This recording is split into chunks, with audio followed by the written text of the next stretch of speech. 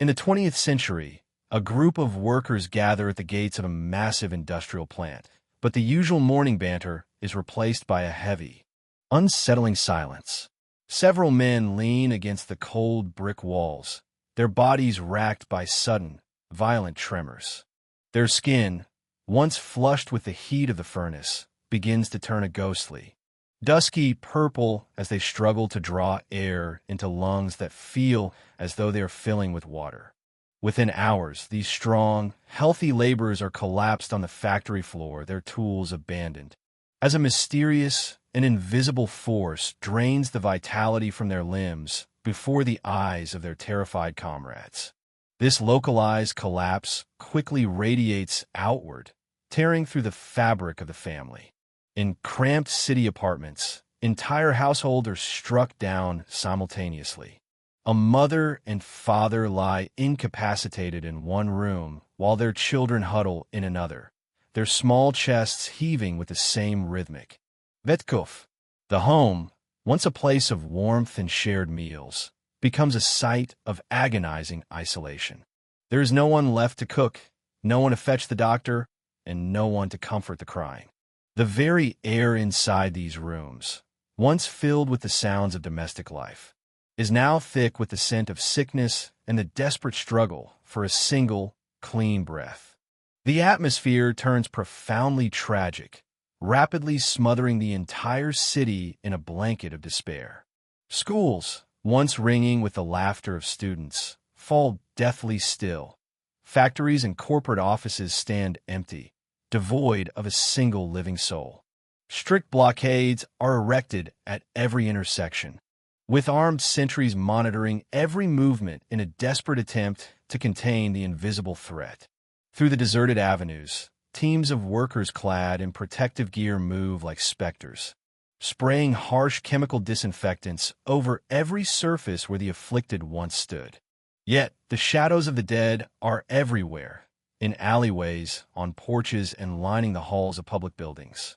The government and the military shift their entire focus toward massive evacuations, desperately trying to move the healthy to perceived zones of safety, while the city itself seems to be dying a slow, agonizing death. The collective psychology of the human race shifts from confidence to a deep, primal dread.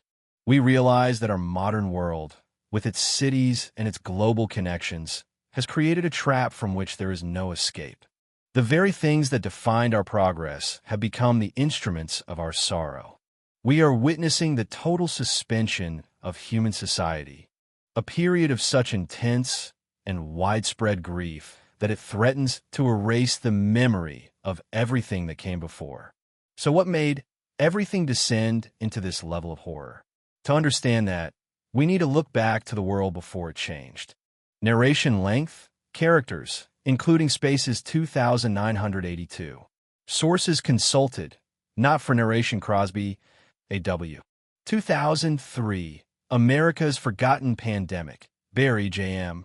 2004, The Great Influenza, Centers for Disease Control and Prevention, CDC, Historical Archives. The year is 1918, and the world is a gasping, exhausted machine nearing the end of a 4-year slaughter. While every eye is fixed on the muddy trenches of the Western Front, a different kind of catastrophe is silently rising, one that requires no artillery and no barbed wire, only the invisible exchange of breath. This is a global society operating at maximum capacity for destruction. It is a world of massive steamships, endless rail networks, and sprawling military camps.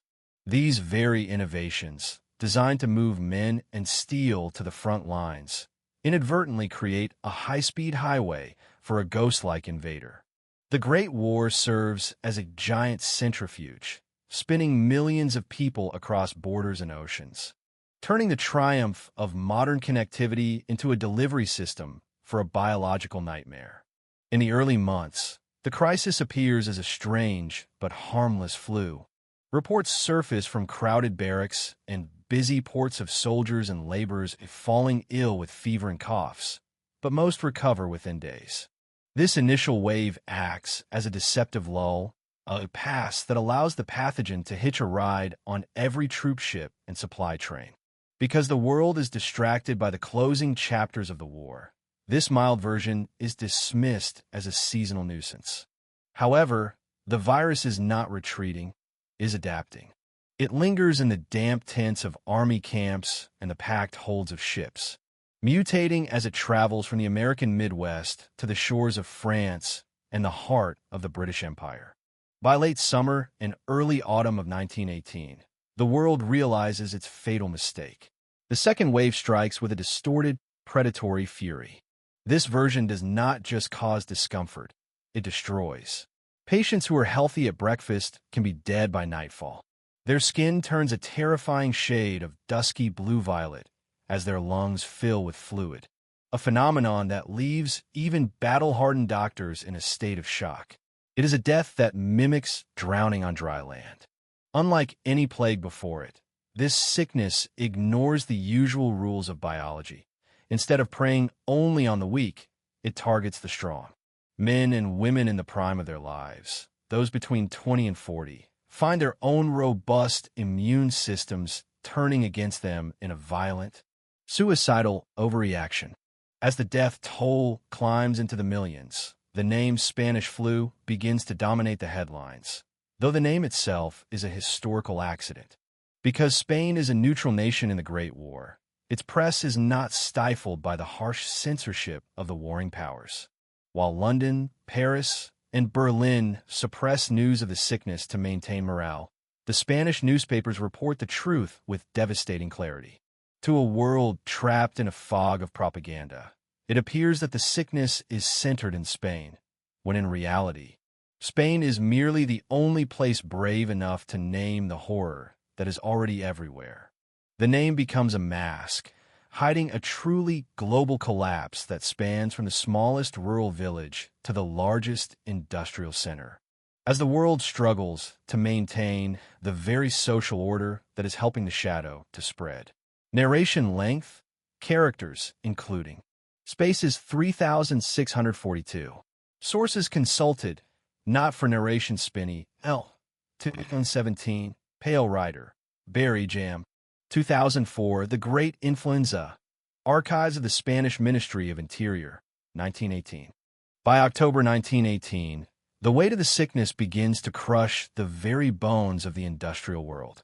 The global system, already strained to its limits by the demands of total war, starts to fracture at the most basic levels of human labor. In the massive munitions plants and shipyards, the thunderous rhythm of production is replaced by an eerie, hollow silence. Nearly 40% of the workforce vanishes from the assembly lines. Some are too ill to stand, while others are at home, desperately tending to the dying. Those who remain are forced into brutal, double-length shifts, their bodies weakened by overwork and the constant, chilling fear that every breath shared with a co-worker might be their last. The economy of war is being eaten from the inside out by an invisible parasite. The crisis turns the domestic sphere into a landscape of primitive, isolated struggle. In the crowded tenements of global cities, the basic laws of social trust simply evaporate. Families retreat behind locked doors, transforming their homes into fortresses of silence. The psychological trauma is compounded by a terrifying biological reversal, the W curve of mortality. Because the virus triggers a violent overreaction in healthy immune systems, it is the young, strong providers who fall first. Children find themselves navigating a nightmare world where the adults, the pillars of their survival, are suddenly gasping for air and turning a haunting shade of blue. The family unit, once a source of collective strength, is now a site of individual terror. The state's ability to maintain order begins to unravel under the sheer volume of the dead. Public health officials, lacking a cure or even a clear understanding of the enemy, issue a dizzying array of contradictory decrees. They order citizens to wear masks while demanding they continue to gather for war bond rallies. They close schools but keep factories open to feed the war machine. This inconsistency breeds a deep, corrosive skepticism toward authority. In many major cities, the infrastructure of death collapses entirely. When a supply of coffins runs out, the social contract is symbolically buried in mass trenches dug by steam shovels. The dignity of the individual, the promise of a proper burial and a recognized name, is discarded as the state struggles to manage the physical reality of thousands of corpses. Religious and cultural institutions, the traditional anchors of human hope, are pushed to their breaking point. Clergy members are overwhelmed, unable to keep pace with the demand for last rites as funerals are strictly limited to 15 minutes to prevent the spread of the miasma. The crowd, which was the heartbeat of the modern era, becomes a source of primal panic. A simple sneeze on a streetcar can trigger a stampede of fear. People begin to ignore the laws of the land in favor of a desperate, localized survivalism, turning to useless folk remedies and black market cures. Society is no longer a functioning organism.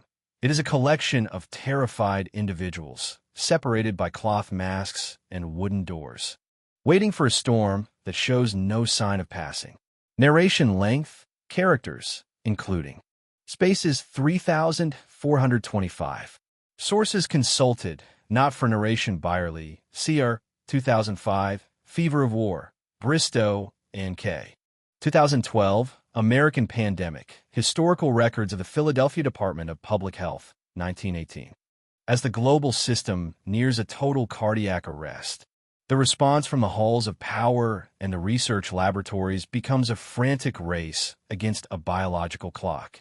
Initially, the remedy is not medical, but structural.